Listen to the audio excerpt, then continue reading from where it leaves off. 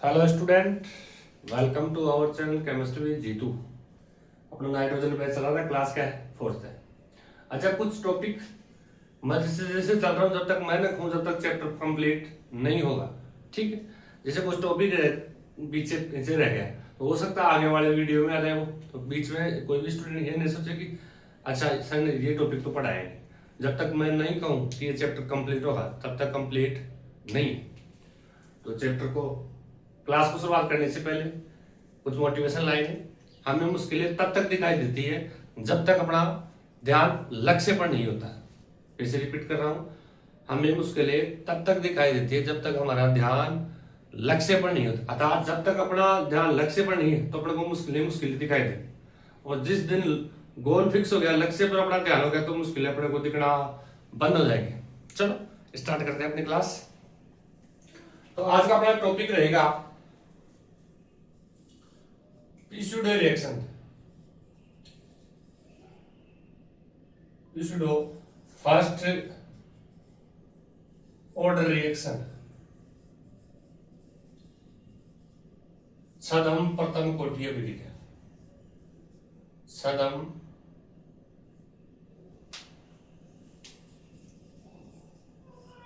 प्रथम कोटि अभिक्रिया। पेन कॉपी बंद रखो भाई, लिखने के लिए कहा जाएगा। हेडिंग है अपने pseudo फर्स्ट ऑर्डर रिएक्शन, छद्म प्रथम कोटि की अभिक्रिया। इससे पहले हमने कोटि और आणविकता पढ़ी, तो इसकी जो परिभाषा है वो क्या होगी? ऐसी अभिक्रियाएं, छद्म प्रथम कोटि अभिक्रियाएं क्या है? तो ऐसी अभिक्रियाएं जिसमें आणविकता तो दो या दो से अधिक हो सकती है, आणविकता दो या दो से अधिक, लेकिन कोटि क्या होगी? एक ही होगी। ऐसी अभिक्रियाओं को क्या कहते हैं? छद्म। छद्म का मतलब धोखा। प्रथम कोटि की अभिक्रिया जिसमें कोटि तो क्या होती है? एक, और आणविकता क्या होती है? आणविकता धोखा देती है। आणविकता क्या होती है? दो या दो से अधिक। कोटि क्या रहती है? एक। तो ये प्रश्न पूछा हुआ राजस्थान बोर्ड में, राजस्थान बोर्ड में पूछा हुआ है कि छद्म प्रथम कोटि अभिक्रिया को समझाइए। ठीक, तो जब ये प्रश्न आए तो जब मेरा बोला वो लिखा है। इसके बाद इसके दो एग्जाम्पल हमने एनसीईआरटी के। तो अगर एग्जाम में आए छद्म प्रथम कोटि अभिक्रिया क्या है, तो मैं अभी जो लिखाऊंगा वो लिखना। उसके बाद इसके नीचे के दो एग्जाम्पल। तो एक ही प्रश्न है लेकिन ये तीन प्रकार से पूछा जाता है। कैसे? एक तो सीधा पूछ लेगा छद्म प्रथम कोटि अभिक्रिया को समझे। ठीक, नेक्स्ट एनसीईआरटी के इसके दो एग्जाम्पल है, तो उन एग्जाम्पल का सीधा नाम दे देता हूं। ठीक, एथिल एसीटेट का उदाहरण देते हुए छद्म प्रथम कोटि अभिक्रिया को समझे। शर्करा, एक शर्करा के प्रथम का प्रतिपन्न का उदाहरण देते हुए छद्म प्रथम कोटि अभिक्रिया को समझे। मतलब एक ही प्रश्न है, एक ही प्रश्न है, वो तीन प्रकार से पूछा जाता है। मतलब तीन क्वेश्चन हो गए। तो मैं एक फर्स्ट यहाँ लगा दिया राजस्थान बोर्ड। मतलब क्या है? छद्म प्रथम कोटि अभिक्रिया को समझे। जब सीधा एक प्रश्न आ जाए तो लिखना पर कोई सा भी है, लिखना पूरा वहां तक ही है। इसके बारे में इसकी परिभाषा लिखेंगे और इसके दो एग्जाम्पल लिखेंगे। ठीक, अब आपको लिखना ये हेडिंग लगा दी। अब इसके नीचे लिखो जैसे मैं बोल रहा हूं वैसे। ऐसी अभिक्रिया, ऐसी अभिक्रिया जिसमें आणविकता तो दो या दो से अधिक होती है। ऐसी अभिक्रिया जिसमें आणविकता तो दो या दो से अधिक होती है।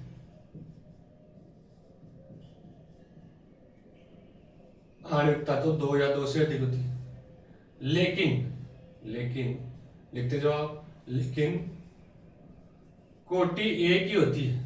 कोटि एक ही होती है, लेकिन कोटि एक ही होती है। छद्म प्रथम कोटि अभिक्रियाएं कहलाती है, इंग्लिश में pseudo फर्स्ट ऑर्डर रिएक्शन कहलाती है। लिख लिया होगा आपने, आशा कर रहा हूं, रिकॉर्ड रिपीट कर लेना। लेकिन फिर से मैं बोल रहा हूं, ऐसी अभिक्रिया जिसमें दो या दो से अधिक आणविकता, कोटि क्या हो? एक, ऐसी अभिक्रिया कहलाती है छद्म प्रथम कोटि की अभिक्रिया। ठीक है, फिर इसके नीचे अब एक लाइन के छोड़ के लिखो एग्जाम्पल। एग्जाम्पल देखेंगे अपन, एग्जाम्पल फर्स्ट और एग्जाम्पल सेकंड। अब पेन को भी बंद करो, पहले मैं एग्जाम्पल को समझाऊं, उसके बाद आपको एग्जाम्पल लिखना। एक प्रश्न आए छद्म प्रथम कोटि अभिक्रिया, तो छद्म प्रथम कोटि अभिक्रिया क्या है ये बताना, दोनों एग्जाम्पल लिखना है। अगर प्रश्न एग्जाम्पल के नाम से आता है तो भी यहाँ से स्टार्ट करना है। तो मतलब एक ही प्रश्न कितने प्रश्न है? तीन प्रश्न जो राजस्थान बोर्ड में पूछे। ठीक है, अब इसके अपन एग्जाम्पल देखेंगे। पेन कॉपी कर लो। पहला प्रश्न इसमें एग्जाम्पल में आता है अपना एनसीईआरटी का, एथिल एसीटेट का। एथिल एसीटेट के उदाहरण से समझना। एथिल एसीटेट का एथिल एसीटेट का उदाहरण देते हुए अपन छात्र प्रथम कोटि अभिक्रिया को समझाना था। तो एक तो राजस्थान बोर्ड से क्वेश्चन यहाँ सीधा से पूछ लेता, एक इसी प्रश्न को यहाँ से पूछ लेता हूँ, यहाँ भी मैं राजस्थान बोर्ड लगा रहा हूँ, ठीक है, मतलब यहाँ से पूछ लेता हूँ एथिल एसीटेट का उदाहरण देते हुए छात्र प्रथम कोटि अभिक्रिया को समझाइए, ठीक। तो उदाहरण हो गए या क्या लगा लेना, ठीक है, क्वेश्चन मार्क भी लगा लेना भाई, यहाँ से क्वेश्चन पूछता है या आर भी लगा दिया, समझ जाओगे आप, ठीक। अब देखो इसको फिर समझो, एथिल एसीटेट का उदाहरण देते हुए छात्र प्रथम कोटि अभिक्रिया को समझाना। तो देखो ये तो अपना क्या है, एथिल एसीटेट, ठीक, प्लस क्या लेंगे तो जल, प्लस क्या है जल, और तीर के निशान के ऊपर क्या आता है H प्लस, क्या आता है जल। कुल मिला के जल से क्रिया करवा रहे हैं इसको, जल से तोड़ रहे कुल मिला के। ये H प्लस है अम्लीय माध्यम, ठीक, क्या है भाई अम्लीय माध्यम, ठीक। अब इसमें क्या है H और OH, H और OH, एक H तो इसके साथ जुड़ गया और पीछे इसके साथ ये, मतलब एक प्रोडक्ट तो क्या होना अपने पास CH3COOH एसिटिक अम्ल, और दूसरा क्या बना C2H5OH, ठीक, ठीक। अब देखो भाई ये हो गया, ये तो H प्लस तो क्या है अम्लीय माध्यम, H प्लस तो क्या है भाई, ये तो क्या है अम्लीय माध्यम है, ठीक। एथिल एसीटेट है अपना, एथिल एसीटेट ये जल है, जल के द्वारा तोड़ रहे हैं इसको, क्या बना अपना एसिटिक अम्ल और एथेनॉल, ठीक है भाई, H प्लस अम्लीय माध्यम, ठीक है। अगर अपन रेट लो के अनुसार वेग, रेट लो वेग नियम के अनुसार इसको लिखें तो क्या लिखते हैं अपन, मतलब अभिकारक को लिखते हैं सांद्रता में, अभिकारक की सांद्रता, तो अभिकारक कौन सा है CH3COO C2H5, एक तो ये है और ये क्या है H2, ठीक, ये लिखा इसके नीचे। फिर ये क्या है आणविकता दोनों हो गई, ये अब कोटि एक ही है, कोटि एक का मतलब क्या है, ये केवल एथिल एसीटेट पर निर्भर कर रहा है, इसकी सांद्रता पर निर्भर नहीं कर रहा, जल की सांद्रता पर। क्यों नहीं कर रहा, क्योंकि जल क्या होता है आधिक्य में ज्यादा, ठीक है।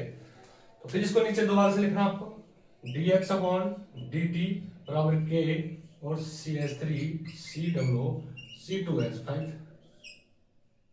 ठीक है, ये था। और नीचे स्टार बना के लिखा, यह आणविक तत्व क्या है, ये नोट में या मैं लिखवा दूंगा आणविक तत्व, पहले देखो एग्जांपल लगा रखा था, यहां तक लिखो पहले, एथिल एसीटेट का एग्जांपल लिखना था इसमें, ये लिखो पूरा, उसके बाद जो मैं लिखाऊं नोट में वो नोट में लिखना, इसको मैं दोबारा समझा दूंगा।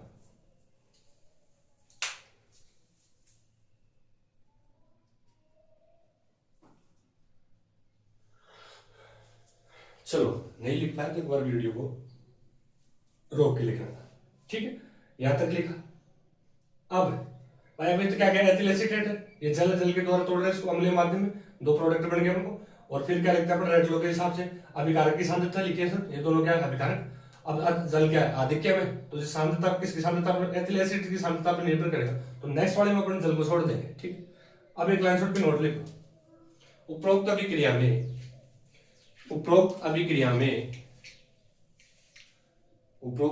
में आणविकता तो दो है, उपरोक्त अभिक्रिया में आणविकता तो दो है, लेकिन कोटि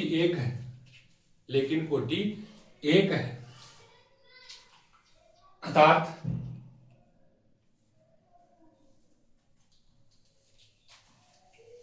यहां जो अभिक्रिया का वेग है एथिल एसीटेट की सांद्रता पर ही निर्भर कर रहा है, यहाँ जो अभिक्रिया का वेग है एथिल एसीटेट की सांद्रता पर ही निर्भर कर रहा है, जल की सांद्रता पर नहीं, एथिल एसीटेट की सांद्रता पर ही निर्भर कर रहा है, जल की सांद्रता पर नहीं। नेक्स्ट कंटिन्यू करो, क्योंकि जल आधिक्य में है, मतलब ज्यादा है, ठीक है। अब समझो भाई एक प्रश्न तो कैसे पूछ सकता है, चरण प्रथम कोटि अभिक्रिया को समझे, उसकी परिभाषा लिखने, इसके नीचे जस्ट इसके दो एग्जांपल लिखने, तो एक तो अपन कर लिया, एक एग्जांपल हो रहा है, दूसरा प्रश्न ये एग्जाम्पल के थ्रू पूछ सकता है, यहाँ से आर भी लगा दिया मैंने, एथिलेट का उदाहरण देते हुए छठम प्रथम कोटि अभिक्रिया को समझाइए। ठीक है, ये कर लिया। अब एक लाइन छोड़ के इसी का नेक्स्ट एग्जाम्पल लिखो, एग्जाम्पल नंबर 2, और वो आप भी क्या लगा दो, राजस्थान बोर्ड लगा दो। ठीक है, अब पैन कॉपी बंद कर दो। नेक्स्ट प्रश्न में वो पूछता है एग्जाम्पल में कि इक्सु शर्करा या शर्करा के प्रतिफल, इक्सु शर्करा के प्रतिफल का उदाहरण देते हुए छठम प्रथम कोटि अभिक्रिया को समझे। तो एक लाइन छोड़ के नीचे लिखना है आपको, इक्सु शर्करा का प्रतिफल। प्रतिफल क्या है, शर्करा को जल के द्वारा अपन तोड़ते तो दो प्रोडक्ट बनते हैं, ग्लूकोज और फ्रक्टोज। तो ग्लूकोज और शर्करा से ग्लूकोज और फ्रक्टोज का बनना क्या है, प्रतिफल है। ठीक है, तो नेक्स्ट एग्जांपल इसका है। तो प्रश्न कैसे पूछता है राजस्थान बोर्ड में, इक्सु शर्करा का प्रतिफल या इक्सु शर्करा का उदाहरण देते हुए छठम प्रथम कोटि अभिक्रिया को समझाइए। मतलब 1% के 3%। आपने यहां तक लिखा, अपने को बंद कर दो।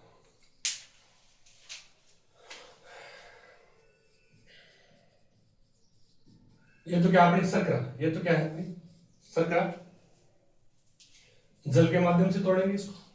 ठीक, वही H+ अम्लीय माध्यम। कौन सा माध्यम भाई, अम्लीय माध्यम। दो प्रोडक्ट पढ़ते हैं इसमें, C6H12O6 प्लस C6H12O6। दोनों के क्या है, सूत्र समान है। एक तो ग्लूकोज है और एक क्या है, फ्रक्टोज। एक तो ग्लूकोज है, क्या है, फ्रक्टोज। और शर्करा से ग्लूकोज और फ्रक्टोज का बनना है क्या है, प्रतिफल। क्या है शर्करा का प्रतिफल। ठीक है, अब इसको रेट लो के अनुसार कैसे लिखेंगे, अभिक्रिया करेगा विकार की सांद्रता के समानुपाती करना। क्या लिखा अपन, dx/dt के शर्करा को लिखा अपन हो गया और H2। ठीक, अब यहां भी जल के आप देखिए मैं तो किस आगे तक करना पड़ेगा, dx/dt के और H2 की सांद्रता पर निर्भर नहीं करेगा, क्योंकि ये क्या है, देखिए मैं जो ऑलरेडी पहले लिखा लिया, पहले लिख लिया पहले वाले। ठीक है, तो इक्सु शर्करा का प्रतिफल हो गई। अब इसको भी यहां तक लिखा, मतलब कुल मिला के एग्जाम में आए तो चाहे फर्स्ट यहाँ से पूछे प्रश्न या सेकंड एग्जांपल से पूछे, फर्स्ट एग्जांपल से या सेकंड एग्जांपल, यहाँ से स्टार्ट करके दोनों एग्जांपल आपको लिख के आने कॉपी बोर्ड एग्जाम में। ठीक है, प्रश्न एक ही प्रश्न को 3 प्रकार से वो पूछ सकता है, और लिखना पूरा एक ही प्रश्न को है।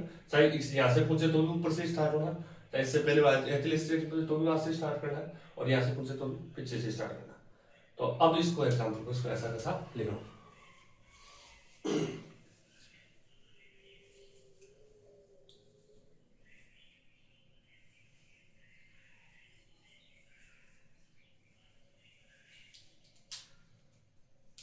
चलो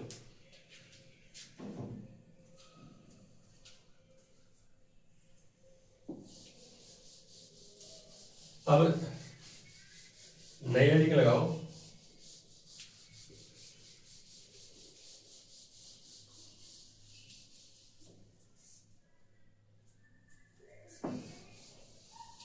जीरो ऑर्डर रिएक्शन, शून्य कोटि की अभिक्रिया। जीरो ऑर्डर रिएक्शन क्वेश्चन बना के लिख लो, राजस्थान बोर्ड में पूछा हुआ भाई, zero order reaction, zero order reaction, शून्य कोटि की अभिक्रिया। क्या है भाई, शून्य कोटि की अभिक्रिया, शून्य कोटि की अभिक्रिया, zero order reaction. Rajasthan board में पूछा हुआ है, आर भी लगा रहेगा और हेडिंग लगा के छोड़ दो। अब देखो इसकी परिभाषा, परिभाषा पूछे, परिभाषा, परिभाषा में क्या लिखा, ऐसी अभिक्रिया, परिभाषा में कैसे लिखा हमको, ऐसी अभिक्रियाएं, ऐसी अभिक्रियाएं, मैं यहाँ शॉर्ट में लिखा आपको पूरा लिखा, ऐसी अभिक्रियाएं जिनका वेग या अभिक्रिया का वेग, ऐसे ऐसे अभिक्रियाएं जिनमें अभिक्रिया का वेग, अभिक्रिया का वेग अभिकारक के शून्यघात के समानुपाती होता है, या अभिक्रिया के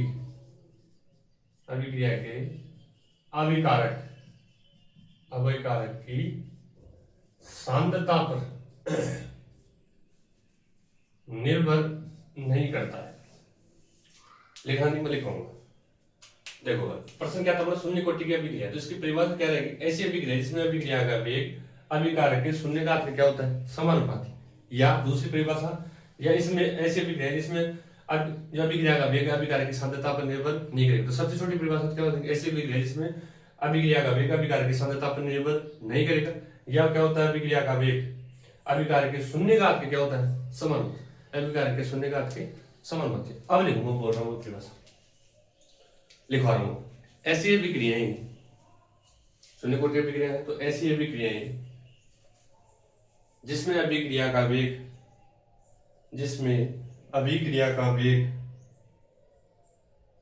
अभिकारक की सांद्रता पर निर्भर नहीं करता है, जिसमें अभिक्रिया का वेग अभिकारक की सांद्रता पर निर्भर नहीं करता है, शून्य कोटि की अभिक्रियाएं कहलाते हैं, जीरो ऑर्डर रिएक्शन कहलाते हैं। शून्य कोटि की अभिक्रियाएं या जीरो ऑर्डर रिएक्शन कहलाते हैं। फिर से रिपीट कर रहा हूं, ऐसी अभिक्रियाएं जिनमें अभिक्रिया का वेग अभिकारक की सांद्रता पर निर्भर नहीं करता। ठीक, अब लगाओ उसकी दूसरी परिभाषा और लगा के अथवा लगा। ऐसी अभिक्रियाएं जिसमें अभिक्रिया का वेग, ऐसी अभिक्रियाएं जिनमें अभिक्रिया का वेग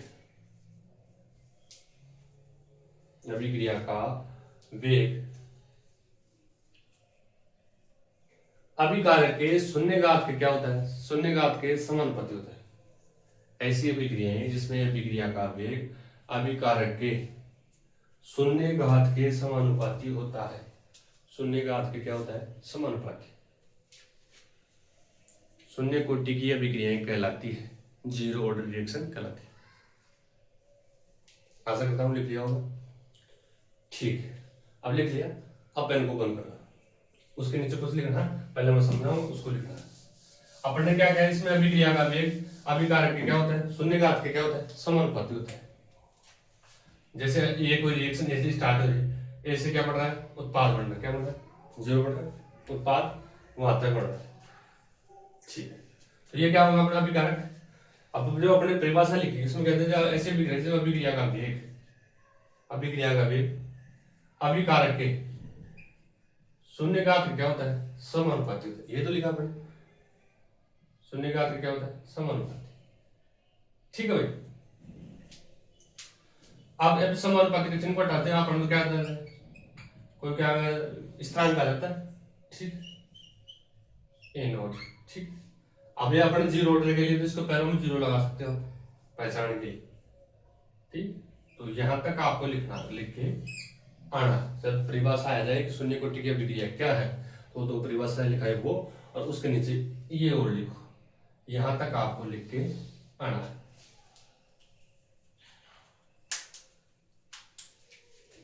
ये वेग स्थिरांक है, जीरो का मतलब के पैरों में जीरो है, तो जीरो ऑर्डर रिएक्शन के लिए। जैसे आगे प्रथम कोटि आएगी तो यहाँ वन कर देंगे अपन K1, प्रथम कोटि अभिक्रिया के लिए। ठीक है भाई, तो वेग स्थिरांक है किसके लिए, जीरो ऑर्डर रिएक्शन के। आगे इसको और समझाऊंगा शून्य कोटि के लिए। तो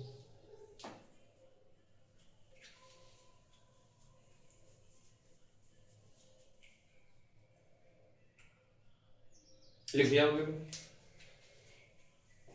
तो एक क्वेश्चन तो ये हो गया। नेक्स्ट राजस्थान बोर्ड में जो क्वेश्चन पूछा जाता है शून्य कोटि अभिक्रिया से, क्वेश्चन बना के लिख लो उसको। भाई मेरा मतलब है, मैं जहां से प्रश्न आ रहे हैं वहां मैं क्वेश्चन मार्क लगा रहा हूँ। क्वेश्चन भी जहां से पूछे हुए हैं, तो आपको ये जब आप चैप्टर पढ़ोगे तो आपके दिमाग में ये कंफ्यूजन ये नहीं होना चाहिए कि भाई क्या पढ़े क्या छोड़े। क्वेश्चन मार्क आ रहा है मतलब पूछा हुआ है, इसको रट्टा मारना है। ठीक है। और नेक्स्ट राजस्थान बोर्ड में जो पूछा हुआ है या क्वेश्चन बना के लिख लो, शून्य कोटि के बारे में पूछा है। प्रश्न आता है शून्य कोटि अभिक्रिया के लिए, शून्य कोटि अभिक्रिया के लिए वेग समाकलित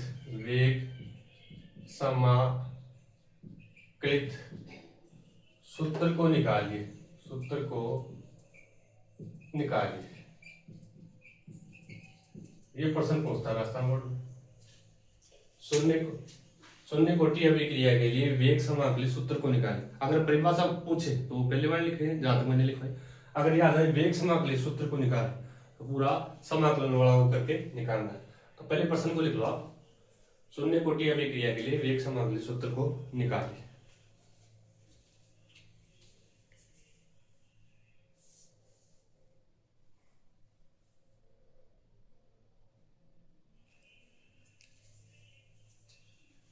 लिख लिया। अब देखो भाई, अब पेन को बंद कर दो, पूरा अपन को ये सूत्र निकालेंगे, उसके बाद आपको लिखना। अब समझते जाओ, जो मेरे साथ साथ चलेगा उसी को समझ आएगा, बाकी समझ में नहीं आएगा भाई। पहले वाले को फॉर्मूला जो हमने परिभाषा लिखी थी उसमें क्या निकाला था अपने, जो अभिक्रिया का वेग था dx/dt, और क्या आया था अपने पास k, उसके पहले में जरूर लगाया था, अपन क्या लगाया था, शून्य का अर्थ क्या थी, समानुपाती। ये निकल के आ गया था अपने पास फॉर्मूला। ठीक है, सबको पता है ये मैंने कहां से लिया, पीछे से। ठीक है भाई। अब देखो, अगर किसी का जैसे x का पावर 0 हो तो उसका मान क्या हो जाता है 1, क्या हो जाता है भाई 1 हो जाता है। तो सेम यही है अपना प्रोसेस।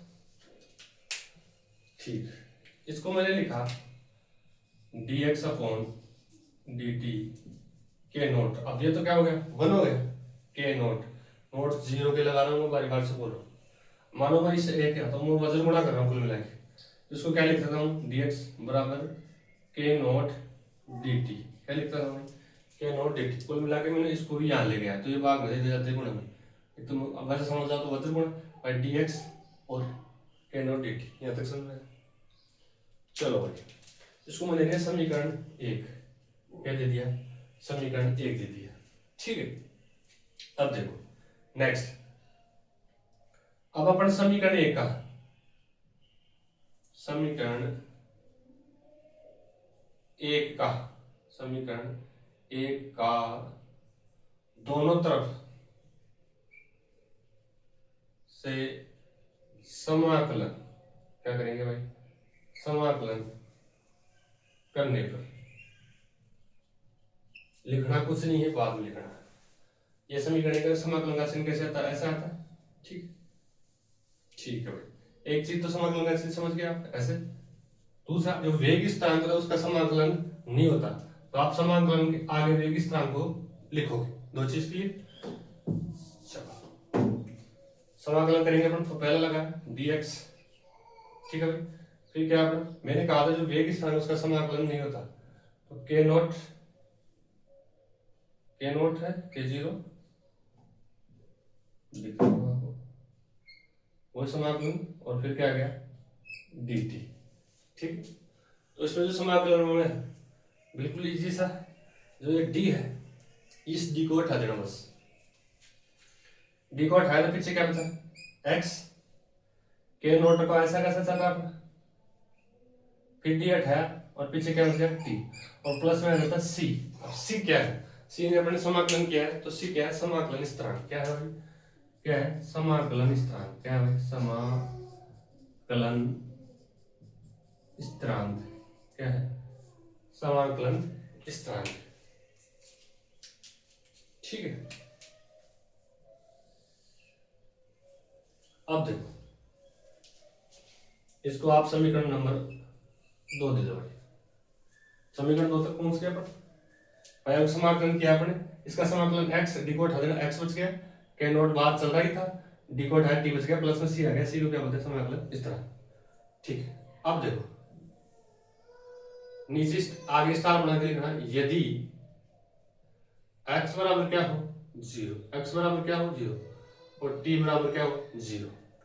अब x बराबर क्या हो 0, t बराबर 0, इस मान को अपन किस में रखेंगे, समीकरण 2 में रखेंगे। किस में रखेंगे, समीकरण 2 में। तो समीकरण 2 चल रहा है अपना x बराबर k नॉट t प्लस सी, ये क्या अपना समीकरण नंबर 2। तो x बराबर 0 तो बराबर यहाँ x आ जाए, फिर क्या है k नॉट, फिर t बराबर क्या है 0, t की जगह मैंने 0 लगा दिया और प्लस क्या लगा दिया c चल रहा है। तो देखो ये भी 0 है और किसी संख्या को 0 से गुणा करें तो ये भी 0, तो मतलब ये बराबर ये भी 0 और प्लस क्या है c। तो ओवरऑल c का मान क्या गया वो 0। ये समझ में आया क्या, x बराबर क्या हो 0, t बराबर क्या हो 0। इस मान को अपन किस में रखा, समीकरण 2 में। तो x का वैल्यू 0 लिखा, k नॉट ऐसे चला, t की जगह 0, तो ये दोनों गुणा करके 0 हो गया, ये आ गया 0 और c बराबर ओवरऑल क्या हो गया 0। ये समझ में आ गया। अगर यहां तक समझ में आ गया तो आगे चलिए। ठीक, देख लो एक बार, फिर से आगे मैं समझाऊंगा एक बार। अब अपने पास c का मान निकल के आएगा, क्या निकल के आएगा भाई, c का मान अपने पास निकल गया। अब c के मान को अपन फिर से किस में रखा हूं, इसको फिर से किस में रखा हूं, समीकरण 2 में। किस में रख रहा हूं मैं, समीकरण 2 में। समीकरण 2 कौन सा है अपना, ये तो x है अपना, फिर क्या है k नॉट t और प्लस c बराबर क्या है अपने पास 0। दोबारा से लिख दो, समीकरण 2 में c के मान को समीकरण 2 में रखने पर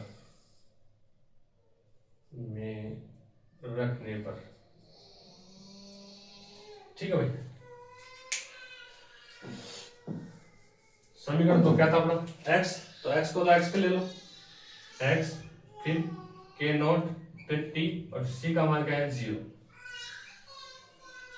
ये समझ में आएगा, ठीक है। फिर अब ये तो क्या हो गया 0, तो अपने पास क्या निकल गया, x बराबर k नॉट t, ये हो गया ओवरऑल। अगर मैं वेग स्थान k नॉट का मान निकालूं तो क्या हो जाएगा x upon T. x upon T कैसे आएगा, t क्या है इसके गुणा में k नॉट के, तो इधर आते किसमें हो गया, भाग में हो गया, ठीक है। तो ये अपना फाइनल जिसे न्यूमेरिकल निकल गया, फाइनल सूत्र निकल गया। इसको बॉक्स में बहुत बंद करना है और इंपॉर्टेंट लिखना है, इसके ऊपर क्या लिखना है, इंपॉर्टेंट। अब देखो x क्या है सांद्रता, x क्या है सांद्रता, t क्या है समय, t क्या है समय। अगर अपन उसका वो निकालें क्या यूनिट, सांद्रता का लिखते हैं मोल प्रति लीटर और समय क्या लिखते हैं सेकंड, ठीक है। मोल तो ऊपर क्या है ऊपर, ये दोनों नीचे हैं, ऊपर जाते हैं नेगेटिव में, लीटर इनवर्स और सेकंड इनवर्स, ये इसके क्या निकल के आएगी यूनिट। तो अपना लास्ट फॉर्मूला ये है। अब दोबारा से देखो, अगर एग्जांपल आता है, प्रश्न आता है शून्य कोटि अभिक्रिया के लिए वेग समाकल सूत्र को निकालिए, तो यहां से स्टार्ट करना और यहां तक पूरा निकाल के आना, ठीक है भाई। यूनिट भी निकाल देना, यूनिट निकालना पीछे बता ही दिया मैंने वैसे। अब इसको दोबारा देखो एक बार, ये अपने पास से निकाल लेते हैं अभिक्रिया वेग अभिक्रिया के शून्य का अर्थ क्या होता है समानुपाती, समानुपाती का चिन्ह होता है, उस समानुपाती के चिन्ह को उठाया अपने वेग स्थान आ गया, स्थान आ गया कोई, ठीक है। क्या आ गया, अब शून्य कोटि इसके पैरों में क्या लगा दिया अपने, 0 लगा दिया, क्या लगा दिया 0 लगा दिया भाई। अब 0 लगा दिया, अब देखो किसी का घात क्या हो 0, तो उसका मान क्या हो जाता है 1, तो इसका मान तो 1 हो गया, तो पीछे क्या बच गया dx और dt बराबर k नॉट, ठीक है। अब इसको मालूम है यहाँ कुछ नहीं तो मैं 1 लगा दिया, आपको समझ में। अब मान लो कि मैंने वज्र गुणा किया, ठीक है। तो dx बराबर क्या है k not dt, first example क्या गया समीकरण नंबर 1। अब समीकरण 1 आपने दोनों तरफ से क्या किया समाकलन, ठीक है। यहाँ समाकलन के चिन्ह जो वेग स्थान है उसका समाकलन नहीं होता, उसको समाकलन के चिन्ह से बाहर कर दो k नॉट t, फिर क्या है dt। अब समाकलन कुछ नहीं, जो ज्यादा रॉकेट साइंस आपको बहुत ज्यादा समाकलन क्या है कुछ नहीं, याद दिमाग नहीं लगाना। तो d है उसको हटा देना सर, ठीक है। d को हटाए पीछे क्या बचेगा x, k not t, k not ऐसे करना था, d को हटाए पीछे क्या t और प्लस में क्या देता है c। अब समाकलन के तो प्लस में क्या देता है c, यानी समाकलन स्थिरांक, इसी को क्या बोलते हैं समाकलन स्थिरांक। इसको क्या देते हैं अपन समीकरण नंबर 2। फिर यदि x बराबर क्या हो 0 और t बराबर क्या हो 0, तो समीकरण इस मान को अपन समीकरण 2 में रखेंगे। तो x का मान 0, k नॉट t ऐसे चल रहा है, t का क्या लगा अपने 0 और प्लस में क्या है c चल रहा है। अब देखो इस t का मान 0, तो ये दोनों आपस में गुणा होंगे, ओवरऑल 0 हो गया, तो x बराबर 0 है, ये भी क्या होगा 0 प्लस में क्या है 0, c बराबर क्या है ओवरऑल 0 आ गया। अब सी के मान को वापस अपने किस में आएगा, समीकरण 2 में। तो x बराबर k नॉट टी और प्लस में सी की जगह क्या लिख दिया, शून्य। अब शून्य तो कुछ को लिखने की आवश्यकता नहीं, तो इस पीछे क्या बच गया, x बराबर k नॉट टी। अब k नॉट को मैंने यहाँ लिया, तो ये t इसके गुणा में तो इधर आता है, किसके भाग हो गया x अपॉन t। तो k नॉट अपन को निकालना है। k नॉट क्या है, शून्य कोटि अभिक्रिया के लिए वेग स्थिरांक, x क्या है सांद्रता, t क्या है समय। तो k नॉट क्या आ गया अपना, k नॉट को मैं यहाँ लिखता हूँ, k नॉट है शून्य कोटि अभिक्रिया के लिए वेग स्थिरांक क्या है, वेग स्थिरांक शून्य कोटि अभिक्रिया का क्या है, वेग स्थिरांक। तो शून्य कोटि अभिक्रिया का वेग स्थिरांक क्या है, x अपॉन, ये तो k नॉट है, x अपॉन t। प्रश्न है वेग समाकल सूत्र को निकालना, तो यहाँ से यहाँ तक निकाल के आना। कमेंट बॉक्स में बताना समझ में आया कि नहीं है ये।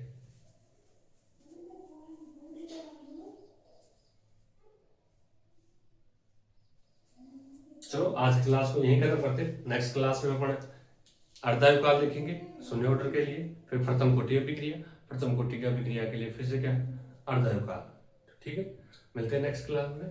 थैंक यू, बहुत बहुत धन्यवाद। ऐसे तो लाइक मारो, और अगर तुम लोग नए हो तो सब्सक्राइब करो, वो जो लाल वाला बटन है उस पर फूट फेंक के मारो।